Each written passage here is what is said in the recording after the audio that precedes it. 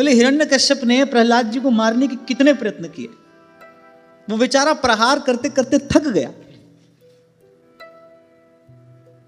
बोले हिरण्यकश्यप पर हार थक्यो, पर प्रहलाद ना नेक डरे। प्रहलाद जी का कुछ अहित तो दूर की बात, प्रहलाद जी को किंचित भयभीत भी नहीं कर सका हिरण्यकश्यप। वो निर्भय रहे, निश्चिंत रहे। बोले प्रहलाद न नेक डरे, और अजहू लगी उत्तान पाद सुत। उत्तान पाद सुत अर्थात श्री ध्रुव जी। बोले अजहू लग उत्तान पाद सुत, बोले अविचल राज करे, जाको मनमोहन अंग करे।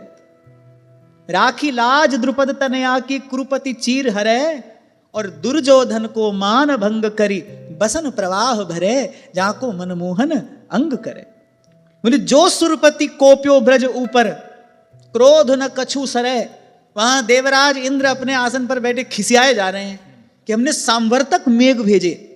सांवर्तक मेघ वो होते हैं जो प्रलय के काल में वर्षा करते हैं, माने जो सारी धरती को डुबाने के लिए होते हैं ना, वो सांवर्तक मेघ होते हैं। उस समय के लिए उनको सुरक्षित रखा जाता है कि जब प्रलय काल उपस्थित होगा तब सांवर्तक मेघ बरसेंगे। हम तो केवल बोलते हैं ना मूसलधार, पर उस समय वस्तुतः मूसल की भांति धार गिरती है, वस्तुतः मूसलधार ही होती है। सांवर्तक मेघ जो बरसाते हैं वो मूसलधार ही होती है। वहां इंद्र खिसियाते रहे।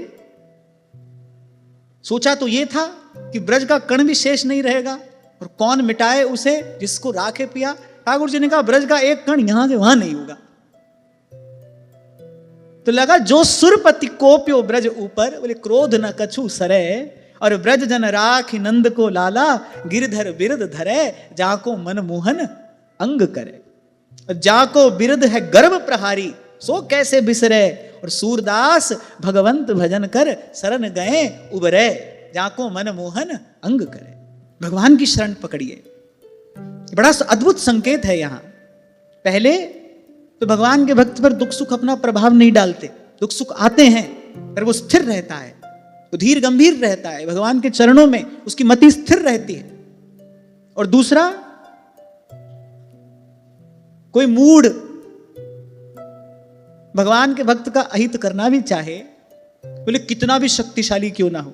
वही वृत्रासुर तो है जिसने कुछ काल पहले देवताओं को संत्रस्त कर दिया था, देवताओं से देवलोक छीन लिया, उनके सब अस्त्र शस्त्र निगल गया, उनको श्रीहीन कर दिया, भिक्षुक के समान द्वार द्वार भटकने को विवश कर दिया। ये वही वृत्रासुर तो है, साधारण बलशाली नहीं है वो भी एक महान तपस्वी ऋषि के तप से उद्भूत है, तो उसकी शक्ति भी साधारण नहीं है। पर अब जब भगवान की कृपा साथ में है, अब जब सिर पर भगवान का वरद हस्त है, अब जब देवताओं ने रख दिया अपना मस्तक भगवान के चरणों में, अब निश्चिंत हो गए, अब निर्भय हो गए। अब निर्बल देवताओं का बल भगवान बने हैं, अब भगवान के बल के सामने कौन टिकेगा। ये तो ठीक है हम निर्बल हैं, पर सुनेरी मैंने निर्बल के बलराम। भगवान निर्बल का बल बनने को तैयार हैं, भगवान निर्धन का धन बनने को तैयार हैं।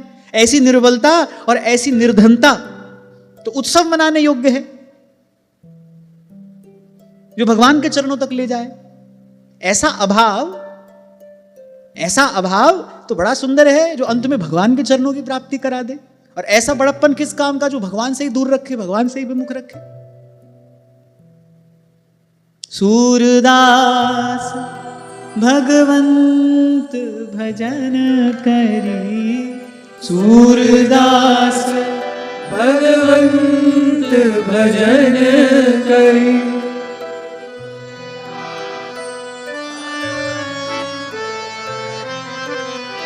देखो, तो यहां से बात सुनकर जाते हो ना,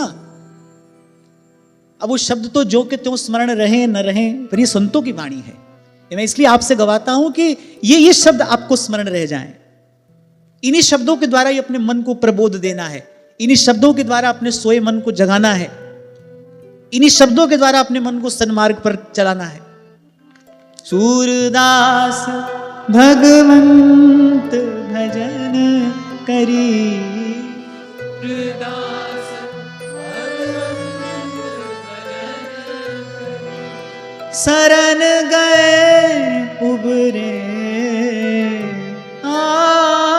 शरण गए उबरे,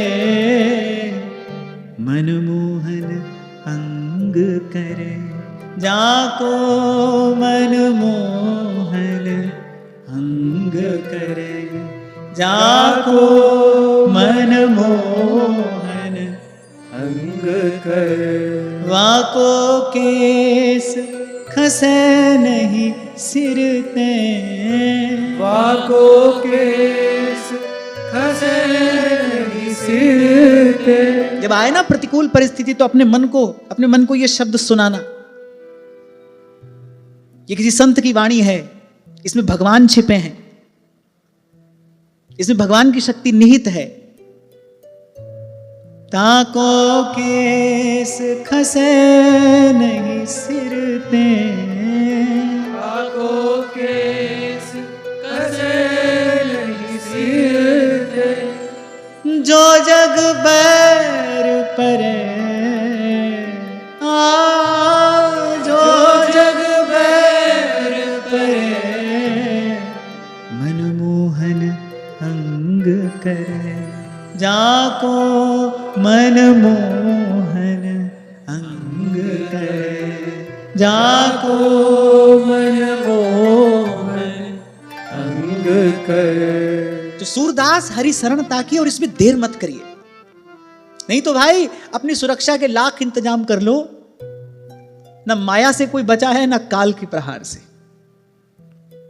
सर्वथा सुरक्षित रहने की विधि तो यही है, यही वो स्थान है जहां किसी की पहुंच नहीं है, जहां पर आकर प्रारब्ध भी अपने हाथ जोड़ लेता है, प्रारब्ध भी अपने हाथ जोड़ लेता है। भगवान श्री कृष्ण के भक्त का भगवान स्वयं कह रहे नमे भक्त प्रणश्यति, राखों ताई प्राण की नाई, अभयम सर्वभूतेभ्यो ददाम्येतद् व्रतम मम। भगवान कह रहे मेरा व्रत है अभयम सर्वभूतेभ्यो।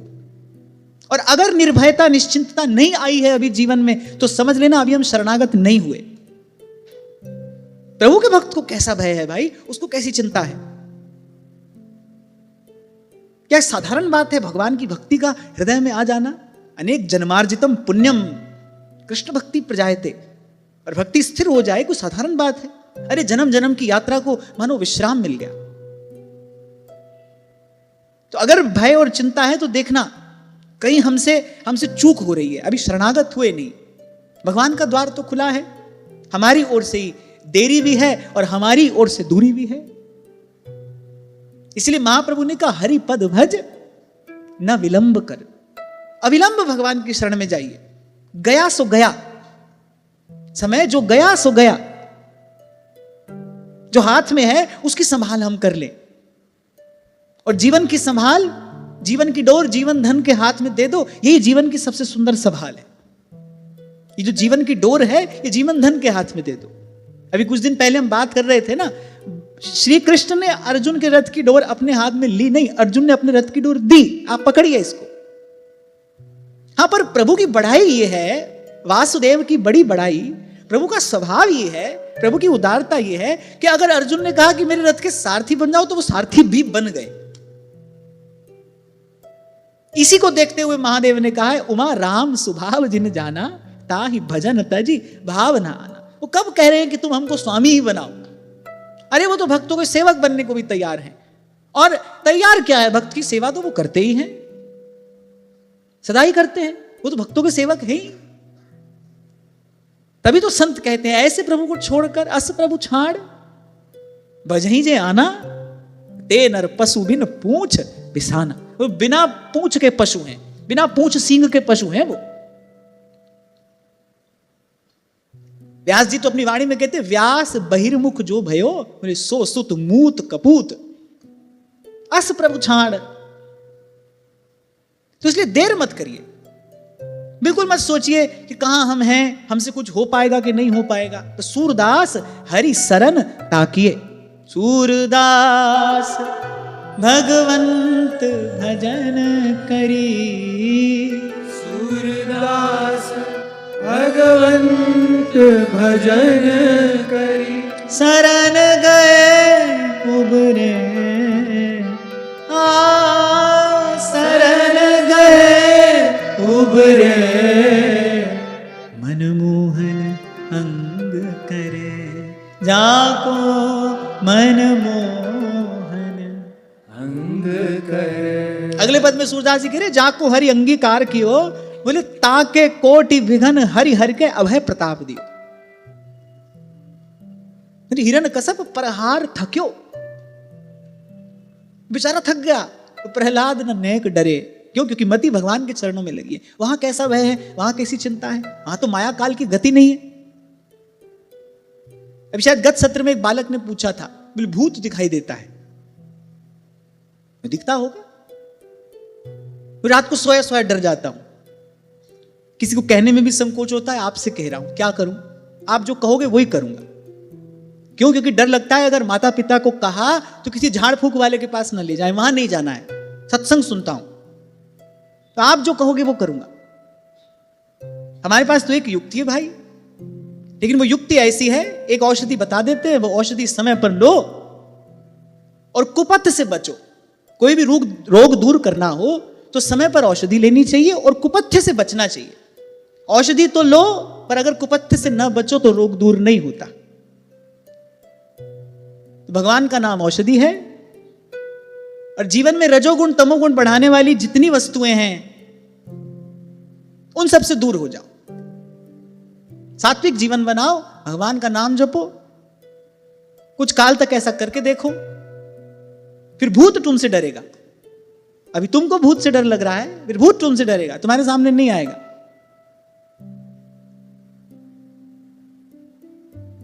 मैंने बताया था ना आपको, किसी ने मुझसे कहा आपने भूत देखा है? मैंने कहा ना हमने देखा है, ना हम कभी देख पाएंगे। भूत हमारे सामने आएगा कैसे? भूत कैसे आएगा? हाँ, भूत ने हमको देखा होगा, पर भूत होता है, क्योंकि भगवान ने कहा है गीता में, जो भूतों को भजते हैं भूतों को पाते हैं। ये तो भगवान की वाणी है, भूत होता है और हमने नहीं देखा, और हम कभी देखेंगे भी नहीं, क्योंकि भूत सामने आएगा कैसे? आ नहीं सकता। जब तक भगवान की कृपा है, जब तक संतों गुरुजनों की कृपा से जिह्वा पर भगवान का नाम है, तब तो भूत कैसे आएगा? तो डरो मत, घबराओ मत, भगवान का नाम जपो। हाँ, अपने जीवन से रजोगुण और तमोगुण घटाओ। आसुरी वृत्तियां तब तक नहीं रह सकती जीवन में जब तक आप उनको रहने के लिए स्थान ना दो। मन दुर्बल कब होता है? विषय वासना, राग द्वेष ईर्ष्या, ये मन को दुर्बल बनाते हैं। फिर कभी कभी दुर्बलता इतनी अधिक हो जाती है कि ये सब वस्तुएं आप पर प्रभावी होने लगती हैं। आपने जो बताया दिखाई पड़ता है, माने कहीं ना कहीं आपका मन दुर्बल है, नकारात्मक को ग्रहण करने की वृत्ति अधिक है। और ये सब किस लिए है? इसके मूल में रजोगुण और तमोगुण है। सात्विक आहार लो, अपना आहार विहार जो है वो शुद्ध पवित्र रखो, प्रातःकाल उठकर सूर्य भगवान का दर्शन करो, उनको प्रणाम करो, रात को सो तो भगवान से प्रार्थना करके सो, भगवान नाम का आश्रय लो। देखो कहीं भूत नहीं है, आ ही नहीं सकता भूत सामने।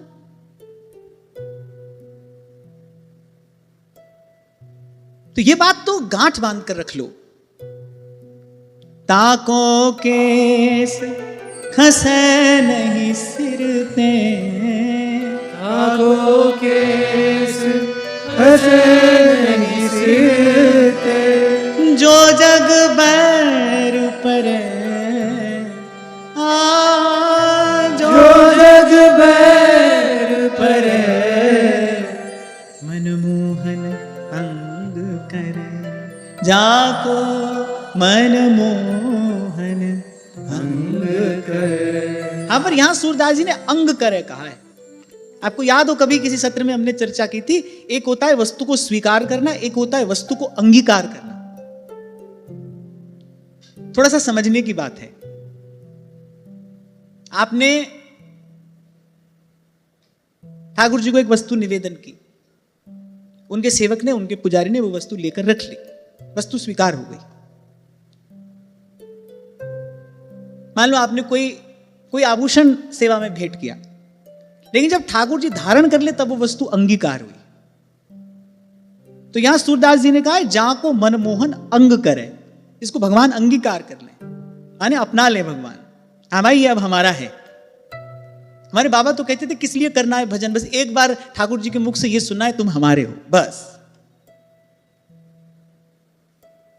भजन किस लिए करना है, करते रहना है, कब तक करना है? बोले जब तक ठाकुर जी के मुख से ये न सुन ले कि तुम हमारे हो, क्योंकि निर्भयता निश्चिंतता तो उसके बाद ही आएगी।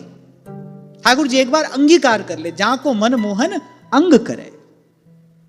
कोई लक्ष्य होना चाहिए ना, ये सब कर रहे हैं किस लिए, एक लक्ष्य होना चाहिए। लक्ष्य आपको प्रेरित प्रोत्साहित करता है, भाई अभी पहुंचे नहीं वहां पर, पहुंचे बिना रुकना नहीं है। घर से निकलते हो कहीं पहुंचने के लिए, तो जब तक वहां पहुंच नहीं जाओ तब तक गाड़ी से उतरा नहीं जाता, वहां पहुंचकर ही उतरना है। ऐसे ही अपना एक लक्ष्य हो, भाई जब तक इन कानों से सुन नहीं लेंगे, ठाकुर जी सन्मुख मंद मंद मुस्कुराते हो, और इन कानों से जब तक भगवत वाणी सुन न लें, जब तक प्रभु के वचन सुन न लें कि तुम हमारे हो, तब तक नहीं रुकेंगे। यही हमारा लक्ष्य है, क्योंकि हमारा काम तो इसके बाद ही बनेगा। नागरिया की सुधरेगी जब अखियां इत ही ढरेंगी, हमारी हरि तुम ही सुधरेगी। तो सूरदास भगवंत भजन करी शरण गए उबरे।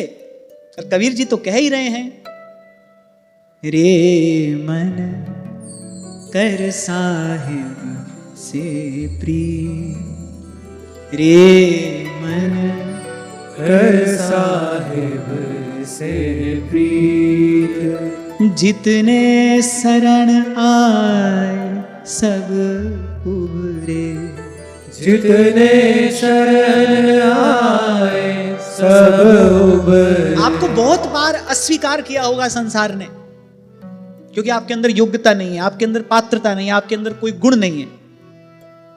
इस आधार पर आपको संसार ने बहुत बार अस्वीकार किया होगा, बहुत बार आपका तिरस्कार किया होगा, बहुत बार आपका अपकार किया होगा। पर मेरे प्रभु के दरबार में ऐसी घटना आज तक नहीं घटी कि यह देखकर किसी को निकाल दिया गया हो कि इसमें कोई गुण नहीं है, इसमें कोई योग्यता नहीं है, इसमें कोई पात्रता नहीं है। वहां की रीति तो उल्टी है, ए दरबार दीन को आदर, रीति सदा चली आई। बोले सदा से ही उस दरबार की यही रीति है, दीन को आदर। जो साधन संपन्न है वो वहां पीछे खड़ा है।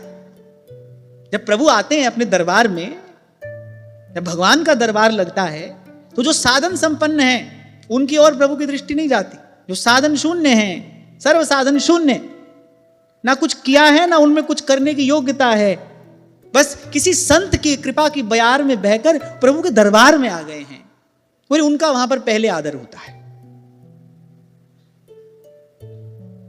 तो हम जैसे हैं तैसे हैं, पर जितने शरण आए सब उबरे। यहां पर पहली बात क्या है, बोले शरण आए।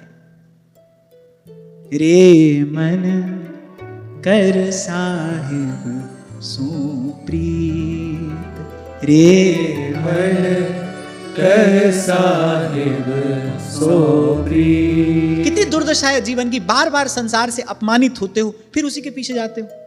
नाम देते हो उसको कर्तव्य का, नाम देते हो उसको, हाँ भाई हमारी ममता है बालक में, बालक नहीं सुनता तो हम क्या करें। ममता नहीं है, ये कर्तव्य भी नहीं है, ये सिर्फ मन की दुर्बलता है।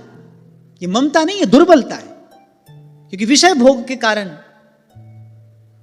विषय वासना के कारण मति मलिन हो गई, दुर्बल मन है, उसके पास और कोई विकल्प नहीं है, बेचारा क्या करे, फिर वहीं दौड़ लगाता है। कोई ममता नहीं है ये, और ममता के लिए संसार है भी नहीं। तुलसी ममता राम सु, समता सब संसार, ममता राम सु। तो ये ना ममता है ना कोई कर्तव्य है, ये सब मन की दुर्बलता है। बार बार संसार से अपमानित होते हो, प्रताड़ित होते हो, फिर उसी के पीछे दौड़ते हो। यहां देखो, जितने शरण आए सब उबरे। प्रभु ने आज तक किसी को ना कहा ही नहीं, और सबकी समाई है यहां। सूरदास जी तो कहते हैं, अजामील गीध व्याध, इनमें कहो कौन साध, इनमें बताओ कौन साधु है। अजामील गीध व्याध, जो सौभाग्य भगवान के स्वयं के पिता को नहीं मिला, वो गीधराज जटायु को मिला। गोद में भगवान का सिर है, और गीध कोई बड़ा पवित्र पक्षी तो नहीं होता, मांस का भक्षण करने वाला है, दृष्टि भी उसकी अपवित्र है, मांस पर ही पड़ती है, घोर तमोगुण है। कहां गया ये सब, भगवान गोद में सिर लिए बैठे हैं। तो करिए अजामील, वो पाप कथा तो हमने पहले सुन ही ली। गीध व्याध, इनमें कहो कौन साध, बोले पंछी को पद पढ़ात गणिका सी तारी, दीनन दुख हरण देव संतन हितकारी। भाई बार बार सत्संग में आते हो, यहां बैठते हो, और सत्संग कल्पतरु है। कल्पतरु से जो मांगा जाए वो प्राप्त होता है। इस कल्पतरु की छांव में आकर रोज बैठते हो भगवान की कृपा से, एक ही बात बस इस कल्पतरु से कहनी चाहिए कि मन बुद्धि भगवान में लग जाए, जैसा लगना चाहिए ना वैसा लग जाए। बस सब तालों की एक चाबी है, सब रोगों की एक औषधि है। ये मन भगवान में लग जाए, ये बुद्धि भगवान में लग जाए, कहीं भागने की आवश्यकता नहीं है। जो करने का कार्य है वो करिए और अविलंब करिए, देर मत करिए। हरिपद भज न विलंब कर।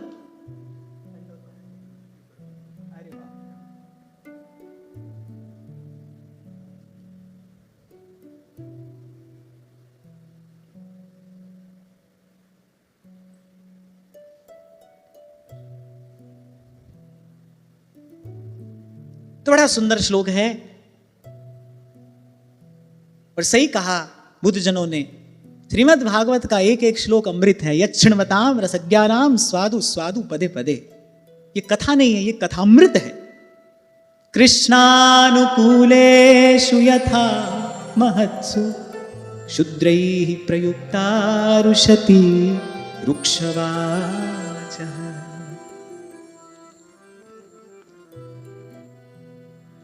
और हम भगवान के हैं, इसलिए कभी उस शुद्र स्तर पर नहीं उतरना। यहां परोक्ष रूप से यह बात कही गई, जो किसी के लिए अमंगलमय दुर्वचनों का प्रयोग कर रहा है वो क्षुद्र है। भगवान वेदव्यास की दृष्टि में वो क्षुद्र है, भले कितना बड़ा तपस्वी क्यों ना हो, पर वो क्षुद्र कार्य कर रहा है, वो क्षुद्र है। इसलिए जीवन नहीं मिला है, ये श्वासों की अमूल्य संपत्ति इसलिए नहीं मिली है। अरे प्रभु के स्वभाव का पुनः पुनः विचार करो। इसलिए ये सब बात मैं आपको निवेदन कर रहा हूं। हम सोचे ना कि कभी भजन से अपने आप को भगवान के योग्य बनाएंगे, ऐसा नहीं होगा कभी। अयोग्य को ही स्वीकार करते हैं प्रभु, यही उनकी प्रभुता है, यही उनकी भगवत्ता है, यही उनकी बड़ाई है। सूरदास जी कह रहे वासुदेव की बड़ी बड़ाई। जैसे वो बड़े हैं ऐसे उनकी बड़ाई भी बड़ी है, यही उनकी उदारता है, यही प्रभु के स्वभाव का सौंदर्य है, उनका औदार्य उनका सौंदर्य है। करे जितने शरण आए सब उबरे। करे ऐसी उनकी रीत, अपनी अपनी रीति से ही तो प्रत्येक व्यक्ति कार्य करता है ना। बोले प्रभु की भी यही रीति है, कोई शरण में आ जाए तो फिर उसका त्याग नहीं करते। इसलिए श्री महाप्रभु जी ने कहा न विलंब कर, देर मत करो, क्योंकि कोई तैयारी तो करनी नहीं है। देर तो अपन तब करें ना जब हमको उसके लिए कोई तैयारी करनी हो, कोई तैयारी तो करनी नहीं। बस यहीं से कहना शुरू कर दो, श्री हरिवंश चरण शरणम, आपकी शरण में है। यही शरणागति मंत्र है, आपकी शरण में है। और बोले प्रभु ने अंगीकार कर लिया। बोले फिर ये कहा स्पष्ट, बोले श्री कृष्ण के द्वारा सुरक्षित भक्तों पर, जो भगवान के द्वारा सुरक्षित हैं। अब भाई जो करे करता रहे, को निंदत को बंदत वृथा बकत बहु तेरे। अब फिर जो करे करता रहे, हमको जहां पहुंचना था हम पहुंच गए। व्यास जी कहते हैं हम श्री जी के चरणारविंद की छाया में पहुंच गए, अब व्यास न देत असीस सराप, दोनों से मुक्त। तो जब भगवत विमुख असुरों ने अपना प्रयत्न व्यर्थ देखा तो बेचारे उत्साह रहित हो गए। यही थे जिन्होंने दमन कर दिया था देवताओं का। आज देवताओं के साथ भगवान का बल है, आज देवताओं के साथ भगवान की शक्ति है। उनका उत्साह, उनका पौरुष, उनका पराक्रम देखते ही बनता है। अब दैत्य बेचारे सारे उत्साह रहित हो गए, वो जो शौर्य का अभिमान था सब चूर चूर हो गया। देखो एक बात और यहां समझ लेने की है कि हमसे यदि कोई श्रेष्ठ कार्य हो रहा है तो कभी ना भूलो कि कराया जा रहा है, कोई करा रहा है हमसे। कोई बड़ा छोटा नहीं होता भाई, समय हो तो बलवान, समय बड़ा छोटा करता है। बोले बिहसी महेश तब, बोले ज्ञानी मूढ़ न कोय, जी जस जग रघुपति करही तीछन सो तस होए। सबई नचावत राम गुसाई। यही दैत्य थे, भयभीत कर दिया देवताओं को, संत्रस्त कर दिया। आज यही दैत्य हैं, सब प्रयास सब प्रयत्न निष्फल हो रहे हैं, कुछ काम नहीं आ रहा है। देवताओं का शौर्य देखकर बेचारे भयभीत हो गए, वस्तुतः उत्साह रहित हो गए, डर गए। एक ही कारण है, क्या कारण है? भगवान की कृपा कैसे मिली? क्योंकि देवताओं ने भगवान की शरण ग्रहण की। गत सत्र में हमने यही चर्चा की थी ना, पूर्व के अध्याय में यही प्रसंग तो आया। देवताओं ने कहा कि यद्यपि दैत्य भी आपकी विभूति हैं, पर आप हमारी सहायता क्यों करें प्रभु? क्योंकि हम आपकी शरण में आए हैं। हम आपके द्वार पर अपना सारा अभिमान छोड़कर, अपनी सारी बड़ाई चतुराई एक ओर रख के, अब हम दीनहीन होकर आपकी शरण में आए हैं, इसलिए आप हम पर कृपा करिए। जीव यही नहीं कर पाता। रजोगुण तमोगुण बढ़ता है तो आसुरी वृत्तियां बढ़ती हैं। आसुरी वृत्ति अर्थात अभिमान का इतना बढ़ जाना, उसको लगता है भाई मैं ही करने वाला हूं और सब मैं ही कर लूंगा, और फिर माया का प्रहार होता है, फिर संस्कृति में आकर पड़ता है और इसी दुष्चक्र में फंसा रहता है। इसलिए ध्रुवदास जी ने कहा, सकल सयानप छाण भज दुर्लभ है यह बार। अपनी सारी बड़ाई चतुराई छोड़कर लेखे गणित न छुट्टिए, खिड़खिड़ पुल्लणहार बख्शणहारा बख्श दे, नानक पार उतार। हम दीनहीन होकर प्रभु आपकी शरण में आए हैं। कोई हंसता है तो हंसने दो, कोई आपको दुर्बल मानता है उसको मानने दो, पर ध्यान रखना, हारे को तो हरि मिले और जीता जम के द्वार। यही, और मैं कहता हूं यही देवत्व है। देवताओं में और दैत्यों में भेद क्या है कि जब विपदा आती है तो देवता अपनी बड़ाई चतुराई छोड़कर भगवान की शरण में चले जाते हैं। मैं कहता हूं मनुष्य के जीवन में भी यही देवत्व है। भूल जाए भटक जाए कोई बात नहीं, पर भूल भटक कर फिर सन्मार्ग पर आने में देर ना करे, भगवान की शरण में जाने में विलंब ना करे। यही देवत्व है। भगवान से विमुख रहे, यही आसुरी वृत्ति है। अपने अभिमान में चूर, भगवान से दूर, बस यही आसुरी वृत्ति है। और ध्यान रखना एक बात, यह सदा सर्वकाल में सत्य है कि जहां पर कृपा राम की हुई, अंत में भाई विजय तो उसी की है। बीच के खेल में कितनी भी उठापटक होती रहे, धूप छांव आती रहे, पर अंत में विजय उसी की है जिसके पक्ष में भगवान है, जिसको भगवान ने अंगीकार किया है, जो भगवान के द्वारा सुरक्षित है।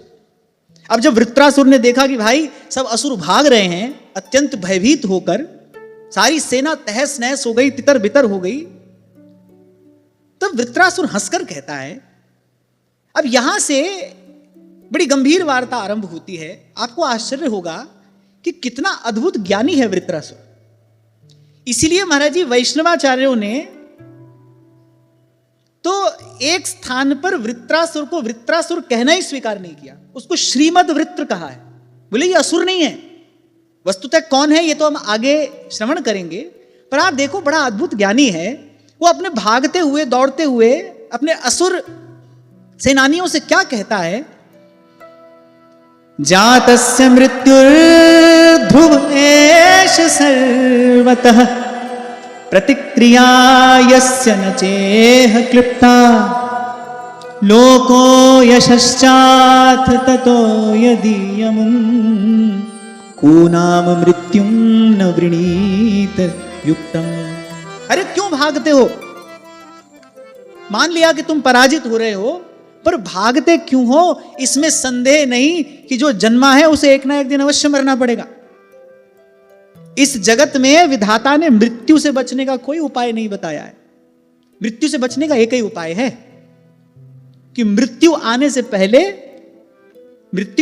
पहले आप मृत्यु के पार पहुंच जाए। लेकिन यह होगा कैसे, कब? भगवत आश्रय से होगा और जीते जी होगा। मैं फिर कह दूं, आप सोचो मरने के बाद मुक्त होंगे, मरने के बाद कोई मुक्त नहीं होता। मरने के बाद तो जन्म लेना पड़ता है। मरने का एक ही फल है, जन्मना। और यदि भगवान का भजन नहीं किया तो जन्मने का भी एक ही परिणाम है, मरना। और मरने का एक ही फल है, फिर जन्मना। इसीलिए कबीर ने कहा, कबीरा जीते भेटिए मुए मिले ना राम। आंख खोलकर पढ़िए, कान खोलकर सुनिए, ध्यान देकर समझिए। कह रहे कबीरा जीते भेटिए मुए मिले ना राम। मरकर भगवान नहीं मिलते भाई, जीते जी मिलेंगे। क्यों? क्योंकि मिलने के लिए भगवान ने यह शरीर दिया है, यह साधन दिया है। लोहा माटी मिल गया, बोले लोहे को इतना जला दिया कि वो स्वा हो गया, फिर पारसमणि हाथ आ भी जाए तो क्या करोगे? पारसमणि लोहे को ही तो सोना बनाएगी। जब तक शरीर है ना भाई, तभी तक तो साधन होगा। तभी महाप्रभु कहते हैं, अरे मानुष को तन पाए भजो ब्रजनाथ को, दर भी लेके मूढ़ जरावत हाथ को, मानुष को तन पाए भजो ब्रजनाथ को। मृत्यु से बचने का तो एक ही उपाय है। और यहां क्या कहा? बोले विधाता ने कोई उपाय नहीं बताया, और हां ब्रह्मा जी के पास उपाय है भी नहीं। मृत्यु से बचने का तो एक ही उपाय है। आब्रह्म स्तंभ पर्यंतम सर्वम मायामयम जगत, सत्यम सत्यम पुनः सत्यम, हरेर नामैव केवलम। साधन को हरि भजन है, कै सतसंग सहाय। नहीं तो बोले विधाता ने मृत्यु से बचने का कोई उपाय नहीं बताया। कितनी भी अपनी सुरक्षा व्यवस्था कर लो, कितनी भी अपनी सुरक्षा व्यवस्था कर लो।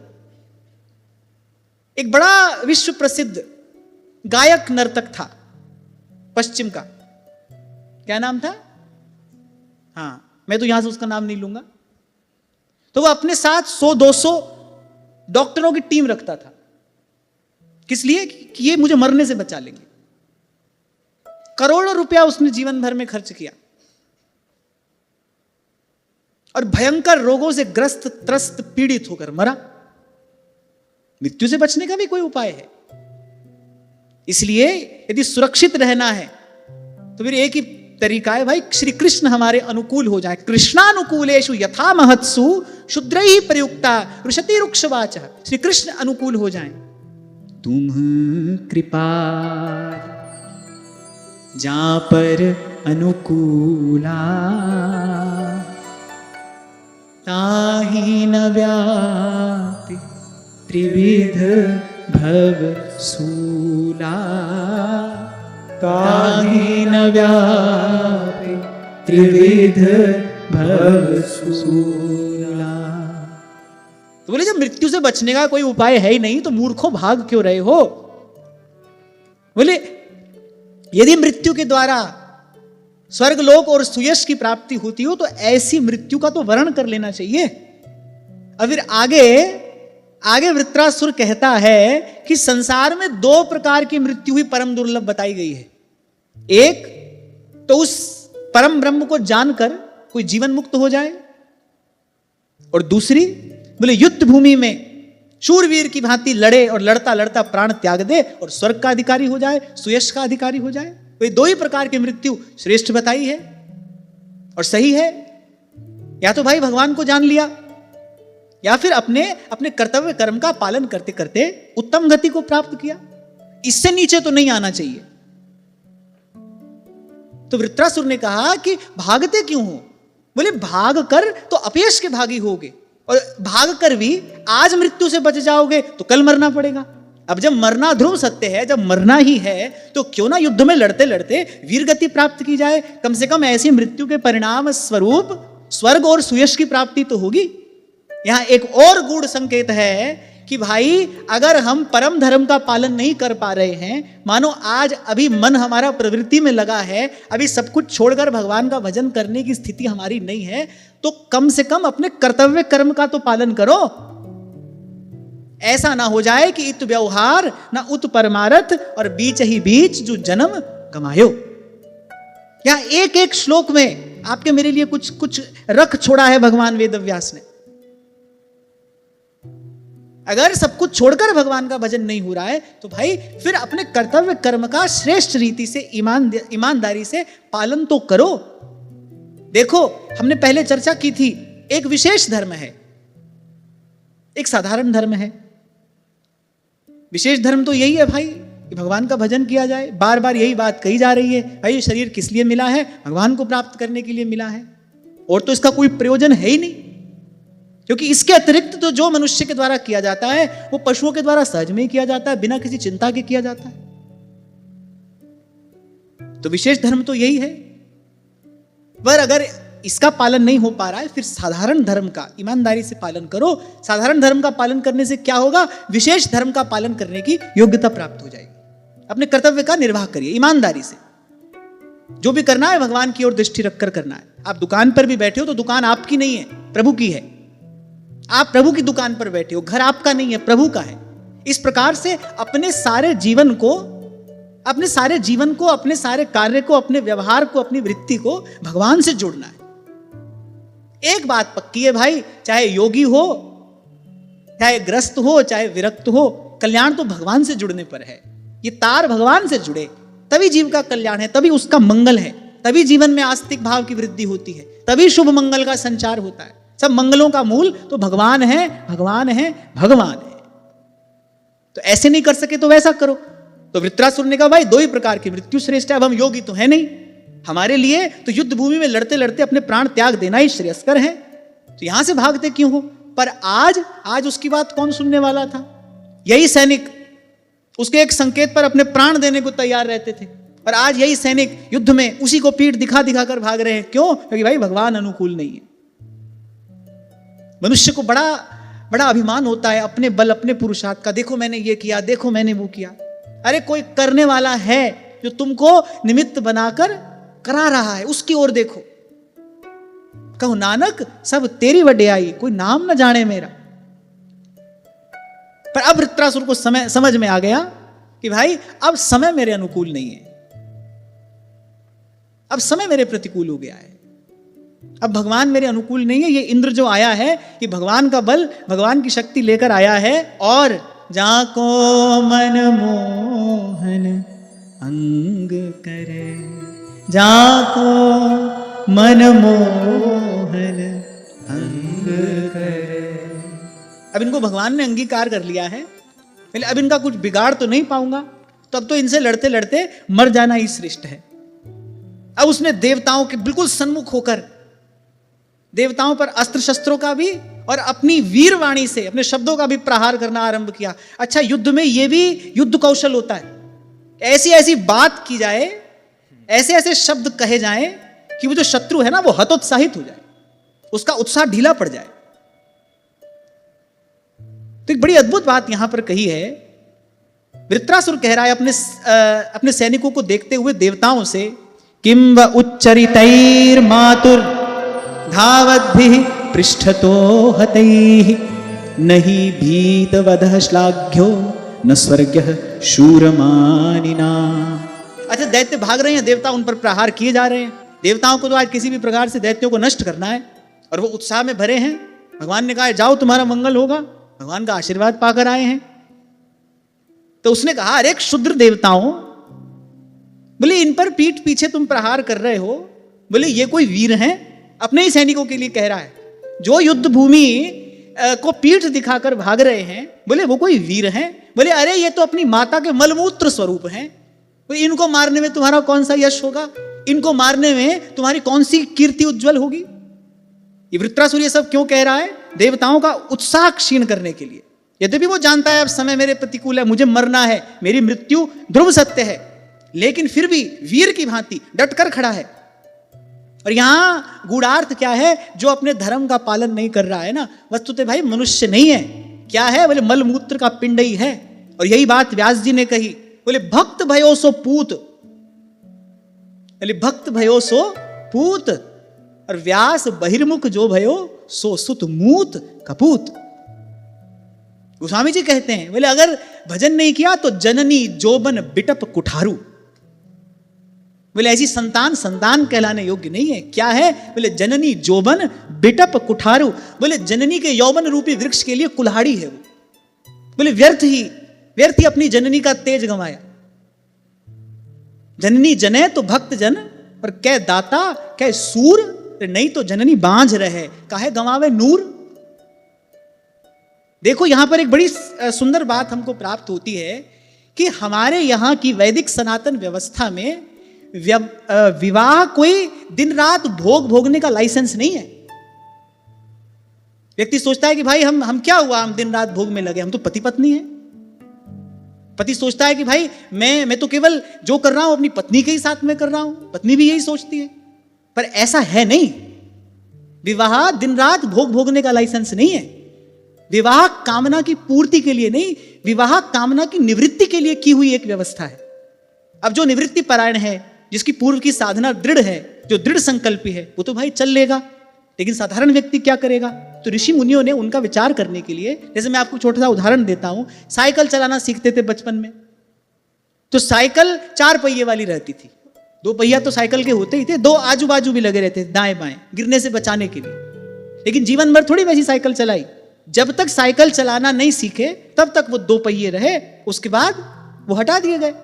ऐसे ही ऐसे ही पहले सब ओर से मन को एक में लगाया जाए और फिर धीरे धीरे उस एक से भी मुक्त होना है।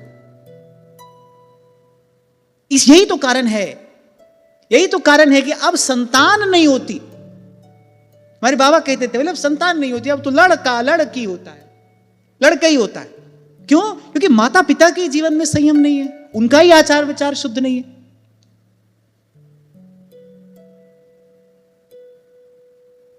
तो ये एक बात समझने की है कि अगर ये जन्म जीवन पाकर जो करने योग्य कार्य था वो नहीं किया, वो मनुष्य नहीं है। बोले मलमूत्र का पिंड है, मलमूत्र का ढेर है, मनुष्य जैसा दिखने से मनुष्य नहीं होता, उसमें मनुष्यत्व होना चाहिए।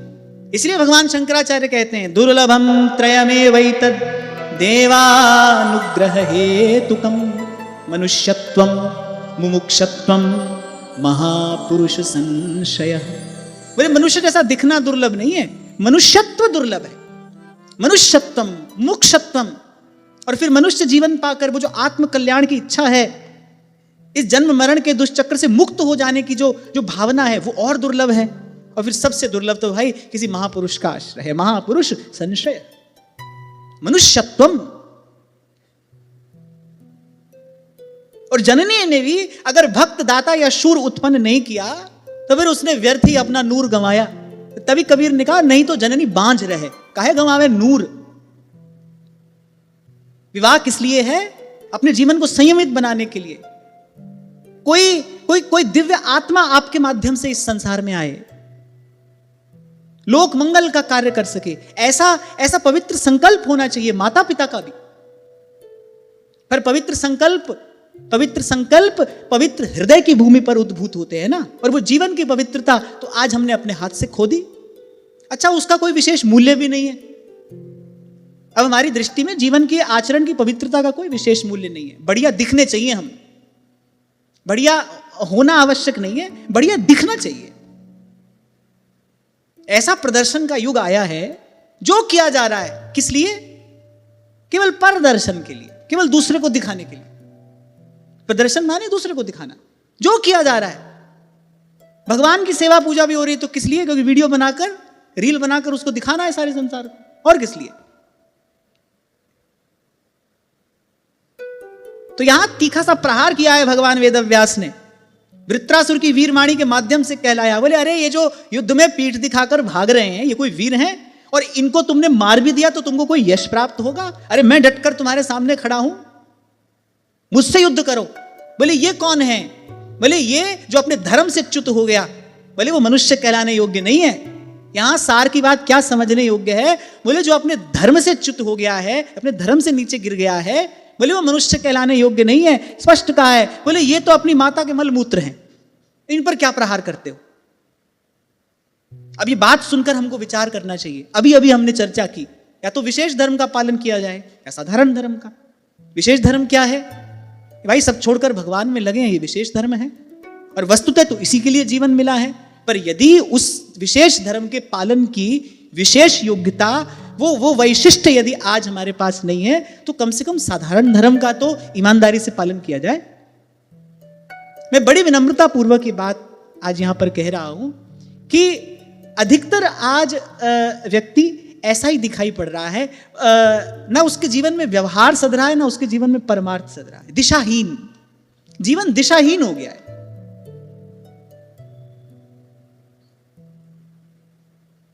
भाई बार बार ये जो कहना सुनना यहां हो रहा है कि केवल कुछ बातों की सिद्धि के लिए है। और मैं तो कहूंगा कुछ बातें भी क्या, दो ही बात हैं। संसार असार है, भगवान सार है। इन्हीं दो बातों की सिद्धि के लिए ये सब कहना सुनना है। दो बात हमको समझ में आ जाए, दो बातों का बोध हो जाए, संसार असार है, भगवान सार है। गत सत्र में भी मैंने आपको कहा था कि भाई असार के संग्रह से हमको बचना है, सार वस्तु का संग्रह करना है। और इसका अभ्यास करना पड़ेगा, क्योंकि जन्म जन्मांतर से असार की ओर हमारी दौड़ है, असार में रुचि है, असार की ओर ही हमारी वृत्ति है। असार के संग्रह के लिए हम प्रयास करते हैं और जन्म जन्मांतर का यह अभ्यास है। अब आदत पक गई है, अब उस आदत से छूटना है। तो पुरानी आदत से बचने के लिए क्या करना पड़ता है? नई आदत, नया अभ्यास। तो सार वस्तु का संग्रह करना है। व्यवहार में देखो, ये जो कर रहे हैं कोई सार वस्तु है कि असार है? असार है तो उसको छोड़ो, छोड़ते चलो। यही वस्तुतः वास्तविक त्याग है। असार का त्याग ही तो त्याग है, घर का त्याग थोड़ी त्याग है। मैं तो कई बार कहता हूं, आज एक समय था जब वन में रहकर भजन किया जा सकता था, आज वन ही नहीं है। जहां जाओगे वहीं भाई सर पर छत चाहिए कि नहीं, सब व्यवस्था चाहिए कि नहीं, सब चाहिए। हमको तो चाहिए भाई, हमको तो चाहिए, सब व्यवस्था चाहिए, छोटी बड़ी सब चीज की भी आवश्यकता है, सब चाहिए। ये कौन सा त्याग हुआ है? तो कोई त्याग नहीं हुआ। अब कोई सोचे कि हमने घर त्याग दिया, घर ही में रह रहे हैं भाई।